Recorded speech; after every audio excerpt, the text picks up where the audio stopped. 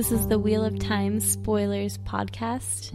Your hosts are Seth Jacobson and Patrick Heiler. Chapter 13, Punishments, and our symbol is, once again, the Flame of Tarvalin. Lying on her narrow bed, Egwene frowned at the flickering shadows cast on the ceiling by her single lamp. She wished she could form some plan of action, or reason out what to expect next. Nothing came. The shadows had more pattern than her thoughts. She could hardly even make herself worry about Matt, yet the shame she felt at that was small, crushed by the walls around her. She's getting some PTSD. Someone put her in a box, and she's worried about being captured and, experiencing that fear. Yeah, at this point, the girls really don't know what's going to happen to them, and the punishment could be really severe for leaving the tower. I think it's that, but I think it's also just like she was very recently a captive, and they just put her in a small room and put a guard on the door. Yeah. That's going to freak her out. I think this is a lot of some of her panic. She's like, she should be worrying about Matt, but instead she's feeling panic about being trapped in a small room. Not panic about her fate, but just panic about being trapped. That's a good point. The shame she felt at that was small, crushed by the walls around her. She goes on to describe the room, but I think we know what novices' rooms look like. Not much more than a prison cell. Yeah, I noticed that they had to get down on their hands and knees and scrub the floor every single day. It's a little excessive, which I realize is the point, but they are treated, at least as novices, a little bit like prisoners. They're in a very heavily regulated environment. Every move they make, every chore they do, every hour they spend is heavily regulated, and they cannot leave the tower. We've made that analogy before. It's kind of like boot camp. I think boot camp is the right way to think of it. Every minute of your time is accounted for, or nearly every minute. And you're exhausted, so you can't think Constantly. straight, to just break you down, where you just do what you're told without thinking. Or, like a Discord saying a monastery. That's a good analogy, too. Instead of a boot camp, because it's all women, it's a boob camp. Oh, another one out of Discord. Next thing I have is the small hole just above the mattress. Almost invisible unless you knew where to look. Drilled through into the next room by novices long ago. Egwene kept her voice to a whisper. Do you think they used the power to drill it? Yes. It would be incredibly hard without power tools to drill a tiny, almost imperceptible hole through what I assume is a stone wall. I mean, it could be done, sure. But prison style. Yeah. Like with a small piece of metal that you just twist slowly. Yeah, you could, but I'm guessing I imagine channeled. Some novice, yeah. Do you think they'll capitalize on Pillow Friends? I mean, it'll get viewers. Let's just be real. Oh, yeah. Are you kidding? Well, because I think that any show in this universe should emphasize the, gay characters that it can. Yeah, that'll be popular as well. Just having gay characters in any fantasy series. Egwene's laying on her bed, talking through the tiny peephole to Elaine. They have a short, whispered conversation, or shortish. I liked this part. Shortly after the beginning, I actually thought we might be heroes, Elaine. We brought back the Horn of Valir safely. We discovered Leandrin as Black Aja. Should and would build no bridges, Elaine replies. I like the Amerlin's response to that. No, you got yourself into a trap. Yeah. You don't get rewarded for that.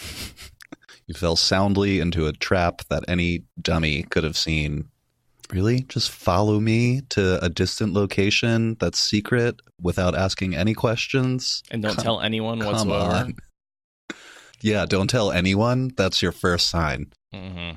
And shoot. That's true, Stone Dog. We do know that they all would have been dead, save for, I think, Egwene and Nynaeve. I think Leandrin's plan was to have Elaine and Min assassinated that night. Yeah.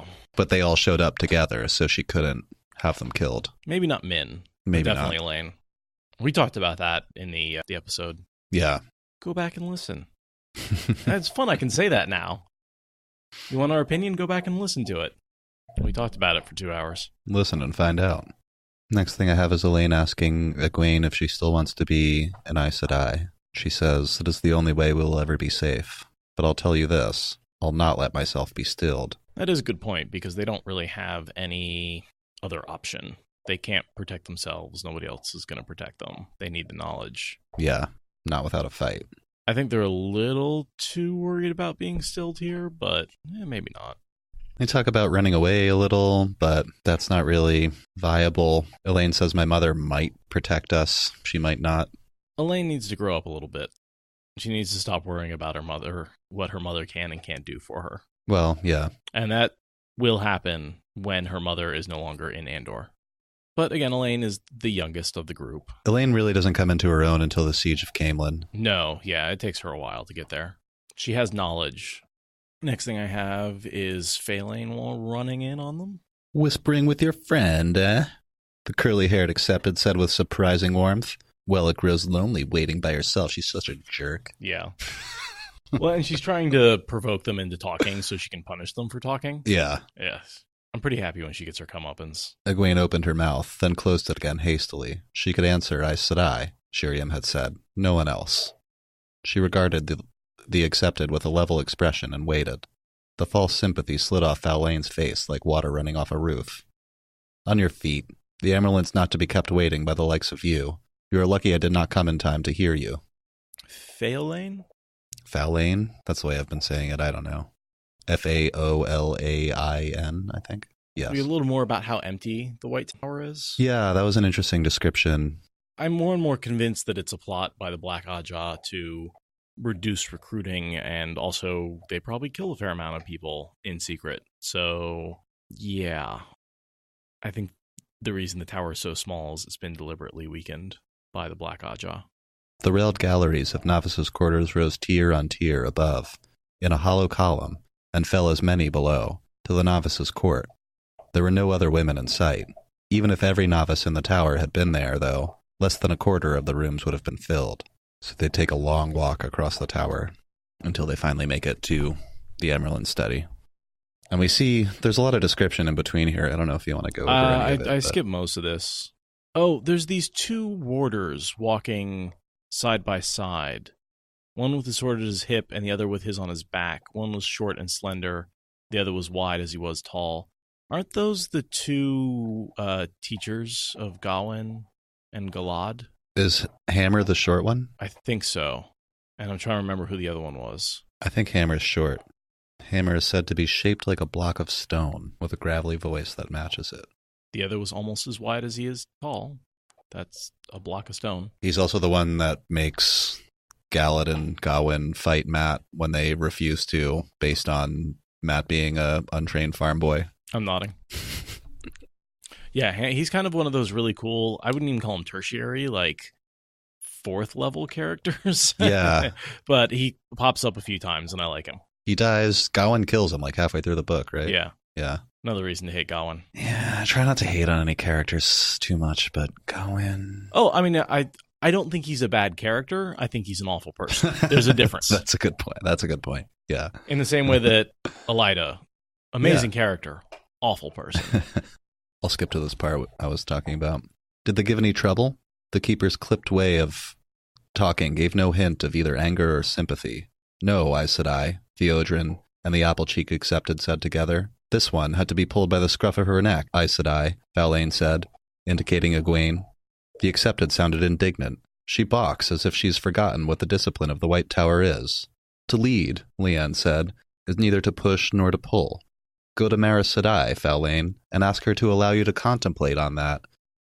While raking paths in the spring garden, she dismissed Faelane and the other two accepted. Snitches get stitches. That's all I have to say about that. Don't rat out your friends. Yeah. You don't have to push. You don't have to pull. Just do your job. She didn't like that Egwene got up slowly and smoothed her dress before she walked out of the room or something. But she only did that because Faelane tried to trap her into talking. Right. Leanne saw right through her. Yeah. You little jerk, go rake rocks. The Amerlin seat sat behind a table examining papers. She did not look up. Once Nynaeve opened her mouth, but closed it again, at a sharp look from the keeper. The three of them stood in a line in front of the Amerlin's table and waited. For minutes.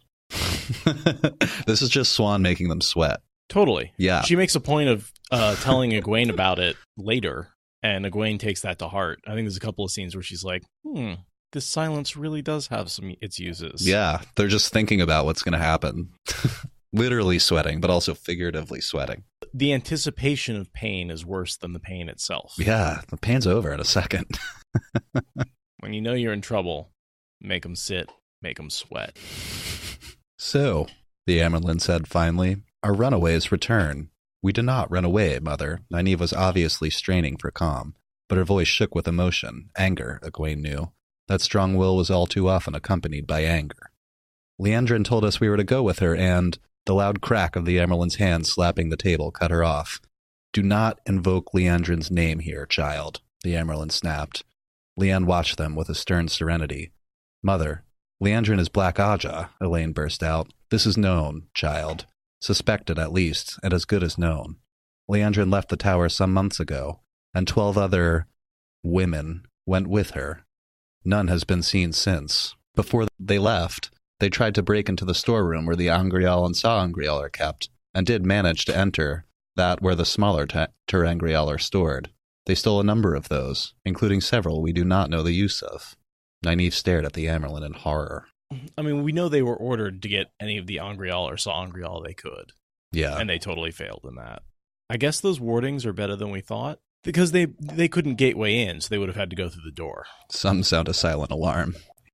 But this whole paragraph about Saangreal and Angreal is a bit of a knowledge dump on Saangreal, Terangreal, and Angreal, and the difference between them. And I was going to say, we know in some of those storerooms, there's a silent alarm. So you can walk in, you can break the lock and walk in, and you won't know that you're being surrounded until you're surrounded. But those are just like the Terangreal storerooms. I think so. I think the ones with the powerful objects in them are probably have killing words on them. The next thing I have is just their Sisters of the Brown Aja who had made Terangreal their life study. Maybe that's a little foreshadowing for Corian Nadil. Yeah. Each had been made for a purpose by an Aes Sedai thousands of years ago. The next thing I have is theft, the Amyrlin went on in tones as cold as her eyes, was the least of what they did. 3 sisters died that night, as well as 2 warders, 7 guards, and 9 of the servants. Murder, done to hide their thieving and their flight. It may not be proof that they were Black Aja, but few believe otherwise, nor do I, in truth. It's a lot of murder. If it were known that the girls had left with Leandrin and then come back later, they may well be, like the Hall of the Tower might vote to still execute or imprison them. Just because of their association. Mm-hmm. Because the Tower is so freaked out by this. This doesn't happen. And they covered it up pretty well. I'm trying to think, why did they kill the sisters? Do we think it was because they triggered the silent alarm? Maybe. Swan doesn't go into the specifics, but I would imagine that they ran into someone, or, if anyone were to see them creeping around the hallways at night or whatever, and then could potentially tell someone, or maybe anyone who saw them on their way down there, they just killed. Very possible. Hide the bodies. They only need a couple hours to get far enough away that they can't really be caught. Just kill everyone on their way out. And not to mention, they they basically use power as a weapon. I mean, they didn't actually use it as a weapon, but that convinces them even more that, they're not held to the oaths, so they're held to different oaths. Mother, forgive me for speaking, but what do you intend to do to us?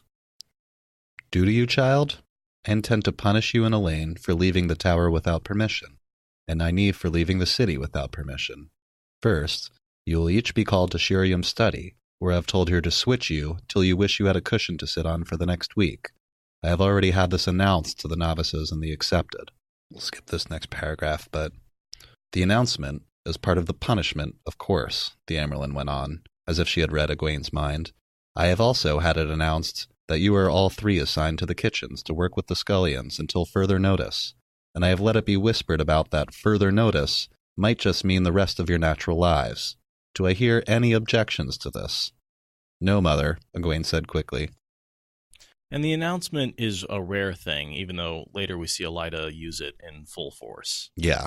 can be done, but there's this kind of quiet, respectful understanding that if you're caught doing something or you have to serve penance for something, you serve that penance, and that is the whole punishment. You don't have to get your name dragged through the mud. So when you go to Shiriam, like, Shiriam doesn't go telling everyone that she beat the hell out of you. Yeah.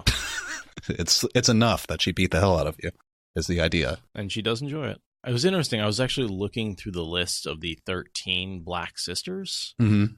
None of them are killed by, Nynaeve or Egwene. Any of the three girls? Elaine kills a few. Elaine takes out Chesmel. That's really it. Couple are captured by Seanchan. Slayer kills one. Tom kills one. Mellar kills one. Oh, whoa. Avienda kills one. Mellar kills two. And then a couple of them are just like assumed killed in the last battle. The girls, they harried them and took out a good number of their plans, but they definitely didn't kill a lot of these Black Ajah. I'm looking at the wiki for Mellar. David Hanlon is a hatchet-faced man. He's one of Ravine's men. Yeah. I forget a lot of his plot. Mellar? Yeah, he was a dark friend he set up a situation to rescue Elaine from. Like, he sent two dark friends in there to kill her and then killed them instead. Right. He did that to get close to her. Yeah. And then basically he and Brigida had a bit of a back and forth and I think he killed Brigida and then she killed him. Wait, what? Because he kills Brigida and then the horn is blown and she comes back. Oh, right. And kills him while standing over her own dead body. It's a great, like, nice try, buddy. I'm going to read Aradia's post here. Hands black with more murders and rapes than I can count is a viewing of Min's for Hanlon before he decapitates Brigida, and then she comes right back and shoots him. Wait, Hanlon? Yeah, that's his real name. I think David Hanlon is his real name, right? Mellar, David Hanlon. There might even be another name that he goes by. Oh, I think I may have missed that. Wait, then why do we call him Mellar? Alias? Oh, it's an alias. Oh, okay. I think that may have been something I've missed on all my rereads. Still learning about this series every single time. He works with a couple of different Dark Friends, including Millie Skane, who's one of those Theta characters who also has a few names. I'm going to just restart the gears. Further notice might just mean the rest of your natural lives. Do I hear any objections to this? No, Mother, Egwene said quickly, and she goes through them. And you, Elaine, the Amerlin said, the daughter heir of Andor is used to gentler treatment. I want to be Aes Sedai, Mother, Elaine said in a firm voice. The Amerlin fingered a paper in front of her on the table and seemed to study it for a moment. When she raised her head, her smile was not at all pleasant. If any of you had been silly enough to answer otherwise, I had something to add to your tally that would have had you cursing your mother for ever letting your father steal that first kiss, letting yourselves be winkled out of the tower like thoughtless children. Even an infant would never have fallen into that trap. I will teach you to think before you act, or else I'll use you to chink cracks in the water gates. Well, I really liked that. She's like, good, I'm glad you didn't fall for that, because I had more punishments. We've all wanted to yell at them about doing stuff like that. Like, yeah. These girls have gotten into so many well, not yet, but they will get into so many traps. I wish they'd learn their lesson here instead of, like, I mean, it seems to be effective for them, but only because people come in and rescue them. God, lessons they need to learn. Don't jump into a trap head first. Oh, look, a trap getting into. Let's go.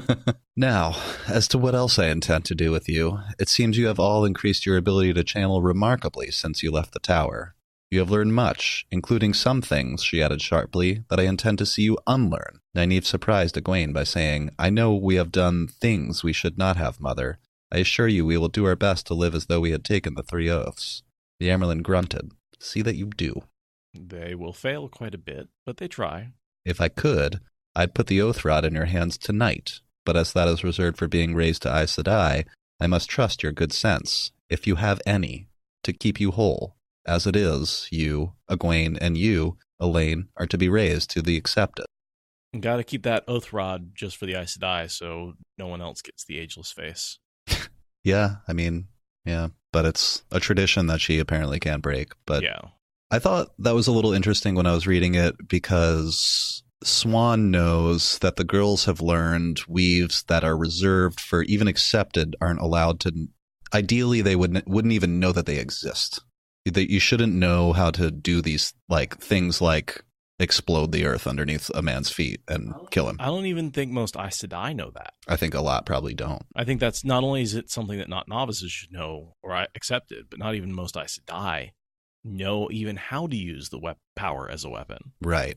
So Varen was there for all of this, and at the end of the last chapter, Swan says, tell me everything. And I imagine Varen did pretty concisely. And Nynaeve has killed a couple of soldiers at this point. When Liandrin tries to pass them to Suroth. And that's right. Nynaeve nopes out and runs out into the forest during she takes a few down. And a bunch of soldiers go after her. And on the way back, we don't see it from her perspective exactly, but on the way back, there are soldiers carrying dead men with them. Got it. All those fireballs. She missed a bunch, but sure, she hit some of them too. Right, a couple of living torches. Yeah.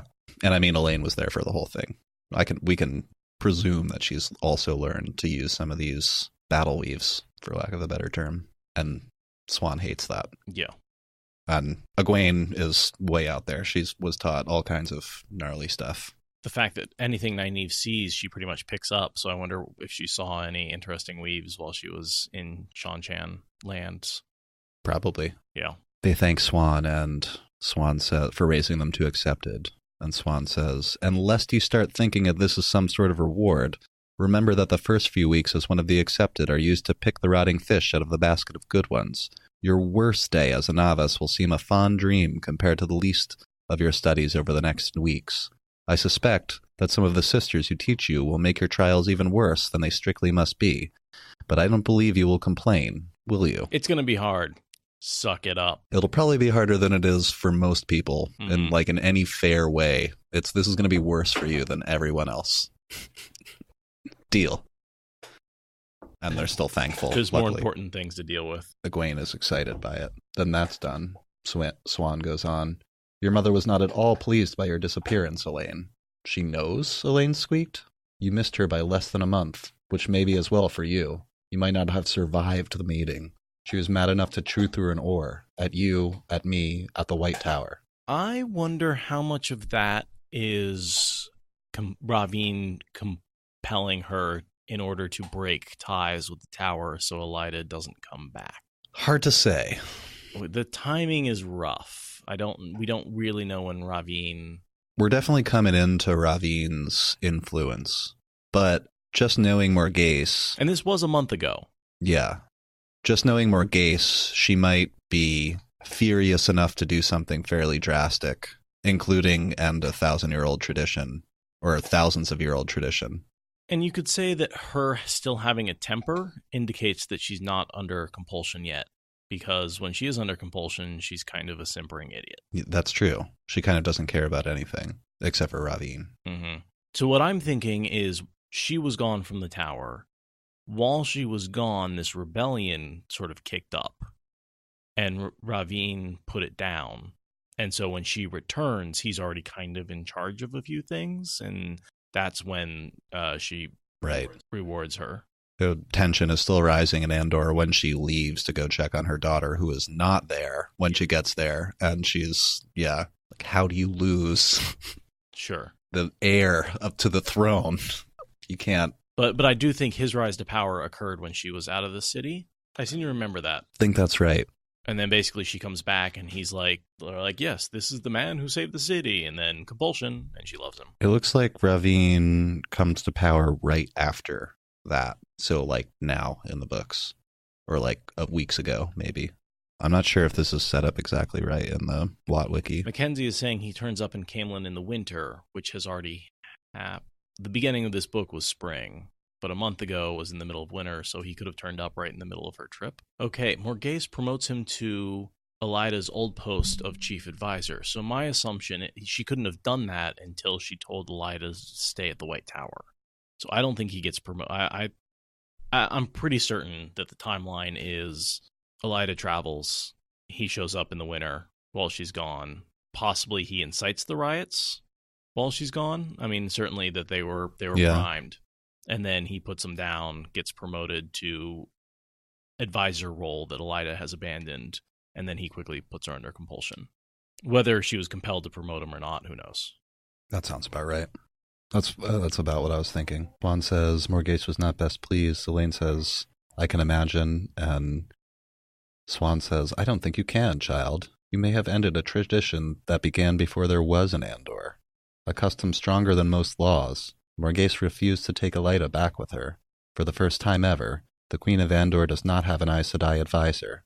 She demanded your immediate return to Camelin as soon as you were found. I convinced her it would be safer for you to train here a while longer. She was ready to remove your 2 brothers from their training with the warders, too. They talked their way out of that themselves. I still do not know how. Again, that's why I think she's not under compulsion at this point, because if she was under compulsion, they could not have talked their way out of it. She would have just demanded it. Yeah. I think also, it seems like Swan, I don't think that Morghese knows that she's missing, just that she's not there. It seems like Swan was so sure of her return in this. Is that making any sense to you? Yeah. I think she thinks the White Tower is hiding her from Elaine, from the Queen. To not give her back? Yeah. Yeah. Mackenzie said Ravine probably wouldn't want the brothers there anyway. You're probably right on that. She demands your immediate return as soon as you were found. Oh, yeah. That makes sense that she may have said she was lost. And this little paragraph is one of my favorites from Suan. I think I know what you're about to say. Yeah, go for it, yeah. Do not be childish, the Amerlin told her. Sharing the same father makes Galad your brother too, whether you like him or not. I will not allow childishness out of you, girl. A measure of stupidity can be tolerated in a novice. It is not allowed in one of the accepted. Yes, mother. Don't be dumb. Like, he's your brother. I know you don't want him to be, but that doesn't change the fact. You can't change reality because you don't want it to be that way. You have to accept reality the way it is. Get over it. Grow up and accept reality. Don't have to like him. I love Suan's little call downs of Elaine because she needs it sometimes. I'm going to read this part because I really liked it. There's not much left of this chapter anyway. The Queen left letter for you with Shiriam. Aside from giving you the rough side of her tongue, I believe she states her intention of bringing you home as soon as it is safe for you. She is sure that in a few more months at most you will be able to channel without risking killing yourself. But I want to learn, Mother. The iron had returned to Elaine's voice. I want to be Aes Sedai. The Amerlin's smile was even grimmer than her last. As well that you do, child, because I have no intention of letting Morghese have you. You have the potential to be stronger than any Aes Sedai in 1,000 years, and I will not let you go until you achieve the shawl as well as the ring. Not if I have to grind you into sausage to do it. I will not let you go. Do I make myself clear? Yes, Mother. I just particularly liked that, where she breaks all this down and she's like explaining potentially when she'll be returned, and she's like, but we're not going to be doing any of that. Here's what your mother, the Queen of Andor, wants, and here's what I'm going to get. Caught between Morghese and the White Tower like a towel between 2 dogs. Oh, yeah, that was a good line. Or like timber chewing on a bone. And then Swan dismisses Elaine and keeps Egwene and Nynaeve to speak to them a little further. But yet make sure she does it right in front of Elaine, so Elaine will be sure to ask what happened. That's a good point.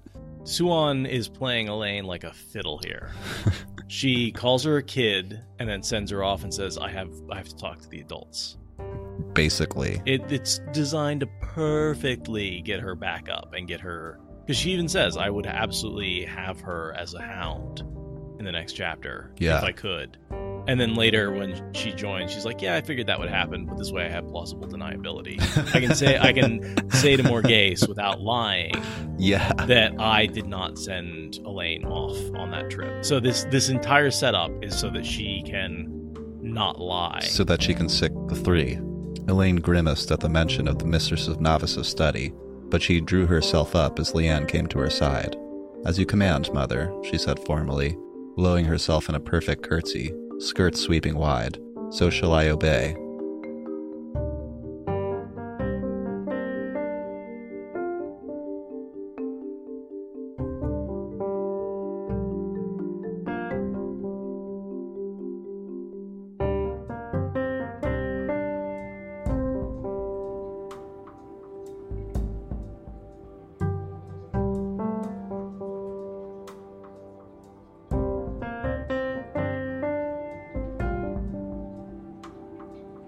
I can't remember what station it was, but it was like Full House, Family Matters, Fresh Prince. That was like every night after dinner. Mm-hmm. I can't remember what else. There was more. But... And you remember holding the bunny ears and like adjusting them, and then like having to hold odd poses in the room so you could like watch the cartoon and hold the antenna. I had one of those like in the basement where you had to actually adjust it, which was like my territory. But there was the TV upstairs was connected to a antenna on the roof. Oh yeah, those were great because that got you great reception. They're ugly as hell though. So yeah, I just got DuckTales stuck in everybody's head. I'm pretty happy about that. Oh yeah, you're singing my Inspector Gadget, Thundercats, He-Man. Then later it was like Chip and Dale, Rescue Rangers, DuckTales. That was sort of another generation later. And by generation, I mean like 5 years. I remember Carmen Sandiego.